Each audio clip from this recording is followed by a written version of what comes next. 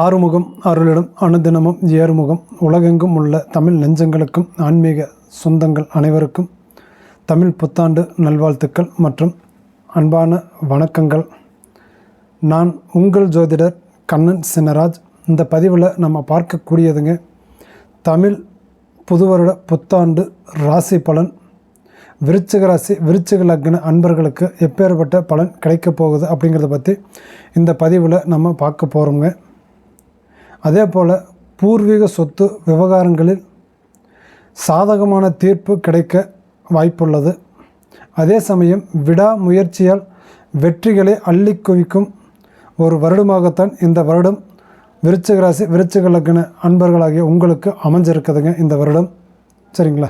நம்மளுடைய சேனலை முதலாக பார்க்கக்கூடியவங்களாக இருந்தீங்க அப்படின்னா சப்ஸ்கிரைப் பண்ணுங்கள், பெல் பட்டனை அழுத்துங்க, ஆல் ஆப்ஷனை கொடுங்க. இந்த தமிழ் புத்தாண்டு அப்படிங்கிறது மங்களகரமான தமிழ் பராபவ வருடம் ஏப்ரல் மாதம் 14ஆம் தேதி 2026 செவ்வாய்க்கிழமை அன்று ரிஷப லக்னம் வருண பகவான் அவதரித்த சதய நட்சத்திரத்தில் புது வருடமான சித்திரை 1 பிறக்குதுங்க. அப்போது இந்த புது வருடம் அப்படிங்கிறது விருச்சிக ராசி விருச்சிக லக்ன அன்பர்களுக்கு ஒரு சாதகமான ஒரு சூழ்நிலையை தரப்போகுதா அல்லது ஒரு பாதகமான ஒரு சூழ்நிலையை தரப்போகுதா அப்படிங்கிறத பற்றி தெளிவாகவும் 100% ஆதாரத்துடனும் இந்த பதிவில் நம்ம பார்க்க போகிறோங்க. சரிங்களா? அப்படி பார்க்கும்போது இந்த விருச்சிக ராசி விருச்சிக லக்ன அன்பர்கள் கடந்த சில வருடங்களாக சில மாதங்களாக அவங்க மனசுக்குள்ளே ஒரு ஏக்கங்கள் இருந்துக்கிட்டே இருக்குதுங்க. நம்முடைய தொழில் வளர்ச்சி அடையுமா, குடும்பம் முன்னேற்றம் அடையுமா, பொருளாதார நிலை மேம்படுமா, குழந்தை பாக்கியங்கள் கிடைக்குமா, திருமண வரன்கள் தள்ளி போகாமல் தடையின்றி நடக்குமா, உடல் ஆரோக்கியம் நமக்கு நல்ல ஒரு சௌகரியங்களை கொடுக்குமா அப்படிங்கிற மாதிரியான சில எண்ணங்களும் சில ஏக்கங்களோடும் வாழ்க்கை வாழ்ந்துட்டு இருக்கக்கூடிய விருச்சிக ராசி விருச்சிக லக்ன அன்பர்களுடைய எண்ணங்கள் அத்தனையுமே தீரக்கூடிய ஒரு வாய்ப்புகளாக இந்த வருடத்தில் இருக்கா இல்லையா அப்படிங்கிறத பற்றி நம்ம பார்க்க போகிறோம். அப்படி பார்க்கும்போது இப்போ இந்த தொழில் அப்படின்னு சொல்லி எடுத்துக்கிட்டோம்னா தொழில் சார்ந்த ஒரு அடிப்படை அப்படிங்கிறது விருச்சிக ராசிக்காரர்களுக்கு எப்படிங்க இருக்க போகுது அப்படின்னு சொல்லி பார்த்தா வேலையில் பொறுப்புகள் கூடும். புதிய தொழில் தொடங்கும் முன்னாடி நீங்கள் கொஞ்சம் ஆழமாக யோசிக்கணும். சரிங்களா? அதாவது வேலை பளு உங்களுக்கு அதிகமாகும். அதே மாதிரி பொறுப்புகள் தொழிலில் உங்களுக்கு பொறுப்புகள் கூடும். ஆனால் புதுசாக ஒரு தொழில் செய்ய போகிறீங்க அப்படின்னா நீங்கள் அதை கொஞ்சம் ஆழமாக யோசித்து பார்த்து தான் அந்த தொழிலை செய்யலாமா வேண்டாமா அப்படிங்கிற மாதிரி நீங்கள் ஒரு முடிவை எடுக்கக்கூடிய ஒரு சூழ்நிலையாக இப்போ உங்களுக்கு இந்த இடத்துல இந்த வருடத்தில் இருக்குதுங்க. சரிங்களா?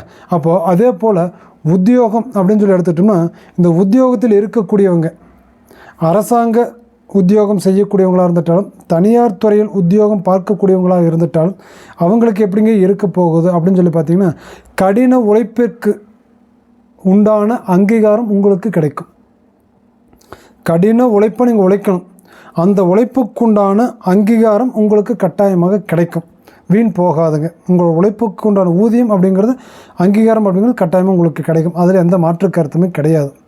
அதே போல் இந்த தொழில் சம்மந்தப்பட்ட அடிப்படை அந்த ஒரு வழிமுறைகள் ஒன்று பார்த்தோம்னா இந்த வியாபாரம் அப்படிங்கிறது ஒரு வியாபாரி செய்யக்கூடிய வியாபாரிகளோட மனநிலை எப்படிங்க இருக்கும் இந்த வருடம் அப்படின்னு சொல்லி பார்த்தோம்னா அவங்களுக்கு பார்க்கும்போதுங்க ரியல் எஸ்டேட் மற்றும் கட்டுமானத்துறையில்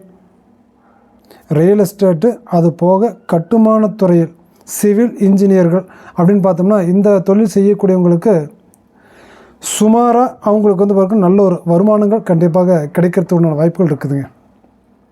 இந்த வியாபாரம் சம்மந்தப்பட்டது, ரியல் எஸ்டேட் சம்மந்தப்பட்டது, கமிஷன் சம்மந்தப்பட்டது, கட்டுமானத்துறை சம்மந்தப்பட்டது, வியாபார ரீதியில் கமிஷன் ஏஜென்ட் அப்படிங்கிற ஒரு தொழில் செய்யக்கூடியவங்களுக்கும் சுமாரான ஒரு வருமானங்கள் அப்படிங்கிறது லாபகரமான விஷயங்கள் அப்படிங்கிறது கண்டிப்பாக நடக்கிறதுக்கு உண்டான ஒரு வாய்ப்புகள் அப்படிங்கிறது இதில் இங்கே இருக்குதுங்க. அப்போ ரியல் எஸ்டேட் அப்படிங்கிறது என்ன? வியாபாரம் இல்லையா? அப்போ இது போல் பார்க்கும்போது இது அத்தனையுமே அதில் உள்ளடங்கும். சரிங்களா? அப்போ இந்த வியாபாரம் சம்மந்தப்பட்டது, உத்தியோகம் சம்மந்தப்பட்டது, தொழில் சார்ந்த வகையில் வரக்கூடிய பொருளாதாரம் பணப்புழக்கம் அப்படிங்கிறது இந்த பொருளாதார நிலை என்னுடைய குடும்பத்தில் அதாவது விருச்சிக ராசி அன்பர்களுடைய குடும்பத்தில் ஒரு மேன்மையை கொடுக்குமா அல்லது பார்க்கும்போது தாழ்வு நிலையை உருவாக்குமா அப்படின்னு சொல்லி பார்த்தோம் அப்படின்னா, அந்த பொருளாதார ரூபத்தில் கொடுக்கல் வாங்கலில் நீங்கள் ரொம்ப எச்சரிக்கையாக இருக்கணும். கொடுக்கல் வாங்கலில் நீங்கள் ரொம்ப எச்சரிக்கையாக இருந்தே ஆகணுங்க. அதே போல் பெரிய தொகை கடனாக நீங்கள் கொடுக்குறத ரொம்ப தவிர்க்கணும்.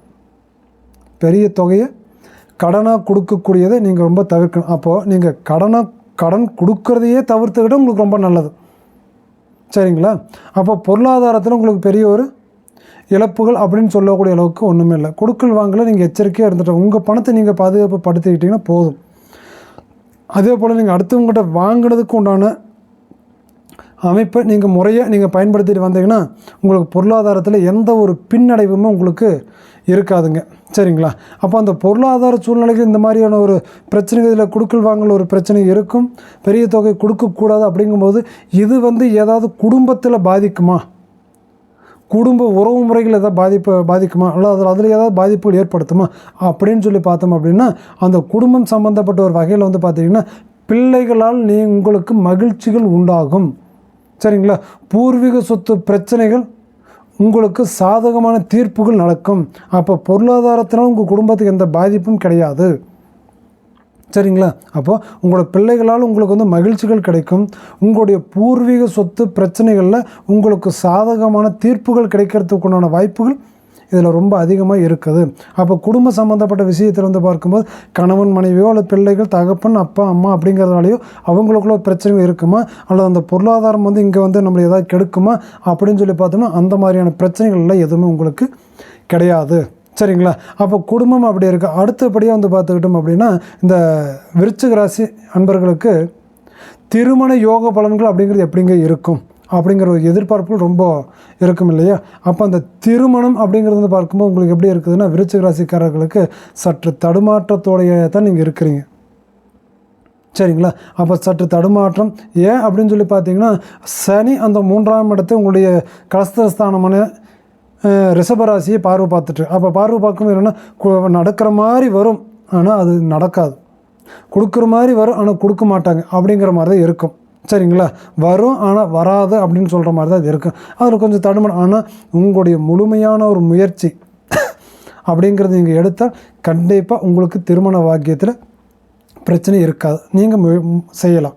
சரிங்களா? முயற்சி கை கொடுக்கும். சரிங்களா? அப்போ அந்த திருமண பாக்கியங்கள் அப்படி. அப்போ திருமணம் ஆனவங்களுக்கு இப்படி.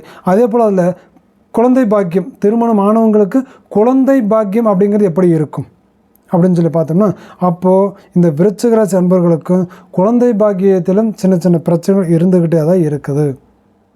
தடைப்பட்டு இருக்குதுங்க, தாமதமாகிட்டு இருக்குதுங்க, தடங்கள் ஆகிட்டு இருக்குதுங்க. கணவன் மனைவி அந்த உறவு முறையிலே பிரச்சனைகள் கொடுக்கக்கூடிய அளவுக்கு இருக்குது. ஒரு குழந்தை பிறந்தால் அந்த கணவன் மனைவி 2 பேரும் பிரிஞ்சு வாழக்கூடிய அளவுக்கும் சில பிரச்சனைகள் உங்களுக்குள்ளே வந்துக்கிட்டே தான் இருக்குது. சரிங்களா? அப்போ இந்த பிரச்சனை அத்தனையுமே உங்களுக்கு முடியணும் அப்படின்னா இன்னும் ஒரு வருட காலகட்டத்துக்கு நீங்கள் பொறுமையாக இருந்து ஆகணும். அப்போ அந்த ஒரு வருட காலகட்டத்துக்கு பிறகு தான் உங்களுடைய வாழ்க்கையில் சில மாற்றங்கள், சில நன்மைகள் நடக்கிறதுக்கு உண்டான ஒரு சந்தர்ப்ப சூழ்நிலைகள் அப்படிங்கிறது இந்த இடத்துல உங்களுக்கு கண்டிப்பாக இருக்கும். சரிங்களா? அப்போ அந்த குழந்தை பாக்கியத்தில் இப்போ கிடைக்கவே கிடைக்காதுங்களா அப்படின்னு சொல்லி பார்த்தா கிடைக்கவே கிடைக்காதுன்னு இல்லை, ஆனால் அதில் திருப்தி உங்களுக்கு கொடுக்காது, மன கஷ்டங்களை உருவாக்கும். சரிங்களா? அப்போ அந்த மாதிரியான குழந்தை பாக்கியம் சம்மந்தப்பட்ட புத்திர பாக்கியத்தில் இந்த மாதிரியான பிரச்சனைகள் அப்படிங்கிறது அதில் இருக்குதுங்க. அப்போ அதுக்கு அடுத்தபடியாக அப்படின்னு சொல்லி பார்த்துக்கிட்டோம் அப்படின்னா, இந்த புது வருடத்தில் விருச்சிக ராசி அன்பர்களுடைய உடல் ஆரோக்கியம் அப்படிங்கிறது எப்படி இருக்கும் அப்படின்னு சொல்லி பார்த்துட்டோம்னா, ரத்த அழுத்தம் கண்டிப்பாக உடலில் இருக்கும். அதாவது பிளட் ப்ரெஷர் அப்படிங்கிறது கண்டிப்பாக உங்களுக்கு இருக்கும். அதே போல் வயிறு சம்மந்தப்பட்ட பிரச்சனைகள், வயிறு சார்ந்த உபாதைகள் அப்படிங்கிறது உங்களுக்கு கொடுக்கும். இந்த 2 பிரச்சனைகளும் உங்களுக்கு இருக்கும். சரிங்களா?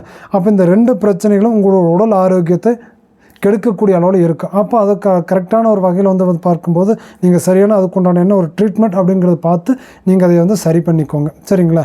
ஆனால் இது என்ன பண்ணிடும் ஏது செஞ்சிடும் அப்படிங்கிற அசால்ட்டாக இருந்துட வேண்டாம். சரிங்களா? அப்போ அதே போல் பார்க்கும்போது இந்த புது வருடத்தில் இந்த விருச்சிக ராசிக்காரர்களுக்கு உண்டான அதிர்ஷ்ட எண்கள் என்ன அப்படின்னு சொல்லி பார்த்தோம்னா 139ங்க. அதிர்ஷ்ட எண் 139ங்க. அதிர்ஷ்ட நிறம் அப்படின்னு சொல்லி பார்த்தோம்னா சிவப்பு மெரூன் கலர். அதிர்ஷ்ட நிறம் சிவப்பு மெரூன். சரிங்களா? அதே போல் இந்த புது வருடத்தில் நீங்கள் வணங்க வேண்டிய தெய்வம் என்ன அப்படின்னு சொல்லி பார்த்துக்கிட்டீங்க அப்படின்னா, முருகப்பெருமானை வணங்கணும். முருகனை வணங்கிட்டு வந்தீங்க அப்படின்னா, செவ்வாய்க்கிழமை நாளில் முருகனை வணங்கிட்டு வந்தீங்க அப்படின்னா உங்கள் பாவங்கள் தீரும், கஷ்டங்கள் விலகும், கவலைகள் நீங்கும். சரிங்களா? எண்ணிய காரியங்கள் நினச்சபடி கட்டாயமாக அந்த முருகப்பெருமான் உங்களுக்கு வழி நடத்தி கொடுப்பாரு. செவ்வாய்க்கிழமை நாளில் முருகப்பெருமானை வணங்கிக்கிட்டு வாங்க. சரிங்களா? அப்போது இந்த பலன்கள் அத்தனையுமே உங்களோட வயசுக்கு தகுந்த மாதிரி நீங்கள் பொருத்தி பாருங்கள். நாம் சொன்ன அத்தனை பலனுமே பார்க்கும்போது உங்களுக்கு 100க்கு 100% உண்மை. சரிங்களா? இந்த பலன்கள் அத்தனையுமே கோச்சார பலன்கள் தான். சரிங்களா?